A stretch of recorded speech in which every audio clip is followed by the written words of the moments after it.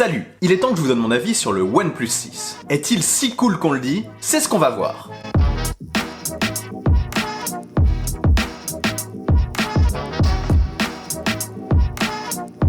Le design du OnePlus 6 reprend les standards actuels. On peut dire que c'est un mélange entre l'iPhone X et le Samsung Galaxy S9. À l'avant se trouve un très bel écran de presque 6,3 pouces, 6,28 pour être précis. Comme c'est la mode en ce moment, il arbore une petite encoche en haut qui accueille le capteur frontal de 16 mégapixels avec ouverture f2. Comme je le disais pendant mon unboxing, je m'y suis déjà fait à cette encoche avec l'iPhone X, ici je ne la remarque pas plus. Vous avez aussi à l'avant une très utile petite LED indiquant la présence de notifications ou servant d'indicateur de charge. Détail intéressant, les couleurs de cette LED sont personnalisables.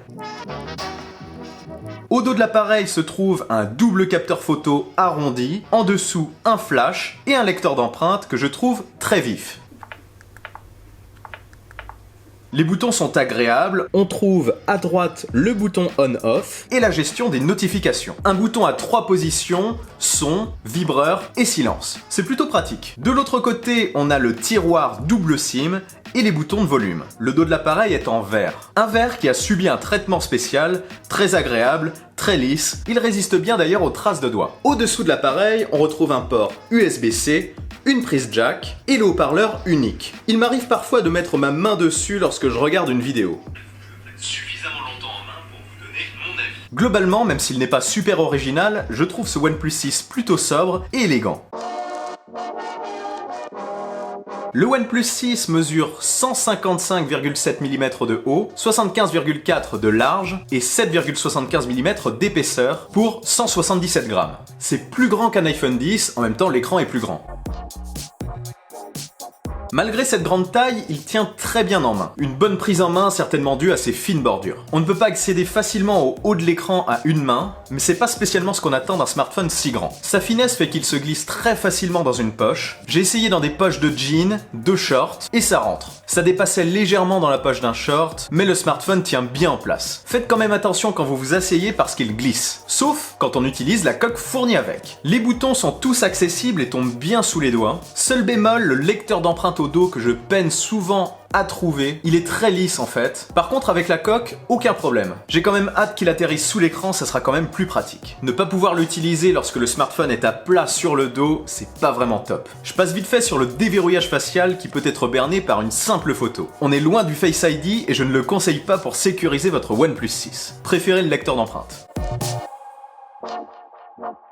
En utilisation quotidienne, j'ai été marqué par la rapidité de ce smartphone. C'est une véritable flèche. OxygenOS est une surcouche très légère qui se rapproche beaucoup d'un Android pur. Et ça, j'adore. Très peu d'animation et une fluidité extrême. La navigation se fait soit de manière classique avec les boutons Android, qu'on peut cacher au choix, ou par gestes. Des gestes qui ressemblent un peu à ceux de l'iPhone X. Pratique mais pas super complet. Je n'aime pas trop le retour en swipant de haut en bas à gauche. Je ne trouve pas ça super agréable, on le confond souvent d'ailleurs avec le retour à l'accueil. J'ai hâte d'installer Android P sur le OnePlus 6 pour tester et vous montrer les nouveaux gestes. Ça fera certainement l'objet d'une autre vidéo. Ici je veux vraiment tester le OnePlus 6 en l'état. Autre chose qu'on peut cacher, c'est l'encoche. Donc si vous ne l'aimez pas, vous pouvez toujours la faire disparaître. Après coup, ça lui donne un petit air de OnePlus 5T je trouve. En gros, ce smartphone est plutôt agréable et super fluide. Parlons un peu de son autonomie et de sa recharge. Le OnePlus 6 tiendra très facilement une journée complète. J'ai toujours fini la journée avec au moins 10% de batterie en usage classique. Par contre, il n'a pas de recharge sans fil, ce qui est bien dommage parce que je l'utilise beaucoup. En plus, il a un dos en verre. Mais il a un argument qui fait vite oublier cette absence. C'est la dash charge. Une charge extrêmement rapide qui ne fait même pas chauffer le smartphone. C'est assez dingue. Je me suis amusé à chronométrer sa recharge à partir de 0%, donc batterie totalement à plat. En 20 minutes, le OnePlus 6 affiche 38% de batterie. Les 50% sont atteints en 26 minutes seulement. Au bout de 30 minutes, on est à peu près à 57%, 75% en 39 minutes, puis ça ralentit un peu et on atteint une charge complète de 0 à 100% en 1h17. C'est vraiment super pratique. Avant de sortir, bim, un petit coup de recharge rapide et on est tranquille. Avec la rapidité, c'est sans doute l'un des points les plus positifs de ce smartphone.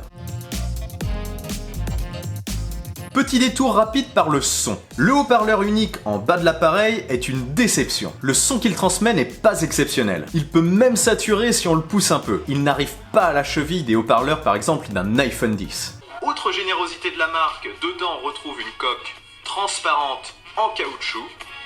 On retrouve une coque transparente en caoutchouc. Ce n'est pas le même prix, vous me direz. Mais quand même, ils auraient pu faire mieux, je pense. Par contre, aux casques et aux écouteurs, pas de problème, le son est excellent. Parlons photo maintenant. Avec ses objectifs arrière de 16 et 20 mégapixels, ouverture f1.7 pour les deux, et 16 mégapixels à l'avant avec ouverture f2, le OnePlus 6 n'est pas le photophone de l'année, on s'en doute. La qualité de ses photos est inférieure à celle des fleurons du marché. Les bien nommés Galaxy S9 Plus, Pixel 2 XL, iPhone 10 et P20 Pro. Par contre, il n'est pas nul pour autant. Les photos prises lors d'une belle journée ensoleillée offrent de bons rendus.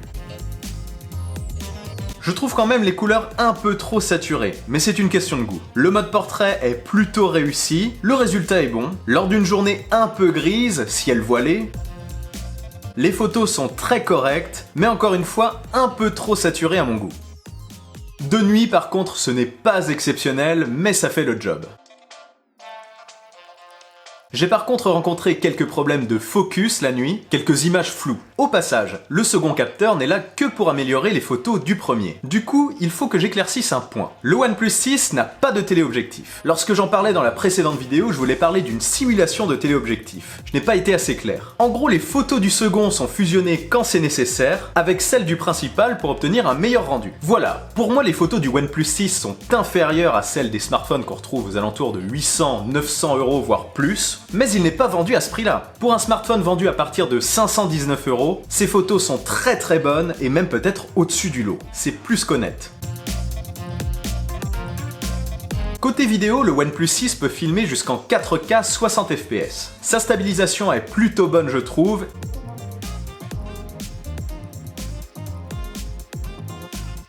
Et son autofocus assez performant.